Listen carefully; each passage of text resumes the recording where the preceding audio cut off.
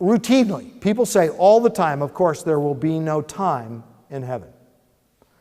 Well, does this verse not dramatically disprove that? The white robe martyrs ask God a time-dependent question. How long, sovereign Lord? Until. How long? Meaning, it hasn't happened yet, we're waiting for it, time is passing. Right? How long? And then you think, well, wait a minute. Would you expect, if there's no time in heaven, they would have no sense to even ask, they wouldn't be in a context to even ask that, because no time, you wouldn't ask that question, how long?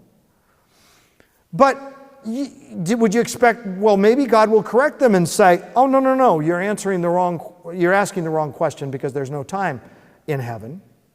Now, that's not his response. They are aware of times passing, are eager for the coming day of the Lord's judgment, and God answers they must, quote, wait a little longer. I mean, does that seal the deal? How long, O Lord? You must wait a little longer. Now, how do you wait a little longer? And understanding the meaning of little, like a couple thousand years has passed, right? Wait a little longer until the last martyr dies. So, is there or is there not time in heaven? Well, clearly there is. Now, we'll talk more later about the time, on the new earth thing, but that's just a myth. Now, here's what I think we need to understand related to time. We will live eternally, but we will live eternally moment by moment in process. Okay? And that's not a bad thing. That comes from being finite.